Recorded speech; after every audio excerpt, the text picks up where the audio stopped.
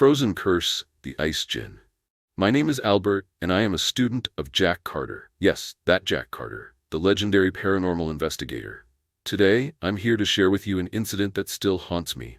You've all heard of djinns, creatures made of smokeless fire, feared across cultures. But what if I told you there's something even rarer, something almost unnatural? A djinn made of ice, cold, merciless, and nearly extinct. These djinns are said to be 1 in a million, and I had the misfortune of encountering one. It all started with an email. A desperate woman, Ayesha, reached out to me. She was possessed, but this wasn't any ordinary possession. The djinn that controlled her acted like her husband, twisting her mind, isolating her from her family, forcing her into an unnatural bond. She described feeling freezing cold hands gripping her at night, icy whispers in her ears, and waking up with frost-covered skin. I knew I had to act.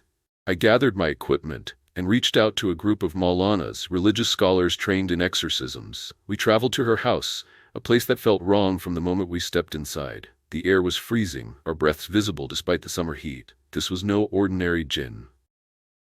The moment we began the ritual, the lights flickered.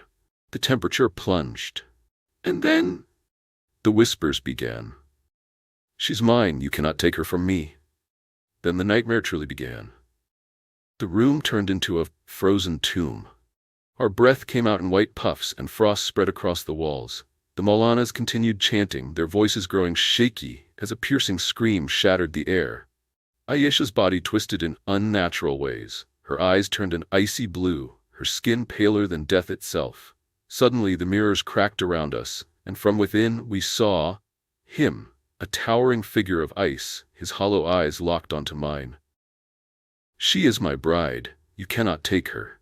His voice was not of this world, it was the howling of a blizzard. The Maulanas intensified their chants, but the djinn lashed out.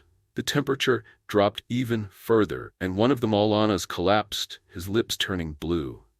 Our holy water froze in the bottle. I clutched my amulet, reciting verses, and suddenly, a crack. The djinn screamed, his icy form splitting. Ayesha let out a final, agonizing cry before collapsing. The house shook violently, and then silence. The frost melted, the air warmed. Ayesha woke up, her eyes clear, tears streaming down her face. The ice djinn was gone. But before we could celebrate, I noticed something in the corner. A small patch of frost slowly spreading again. This wasn't over. Not yet. Subscribe for more chilling stories because some djinns never truly leave.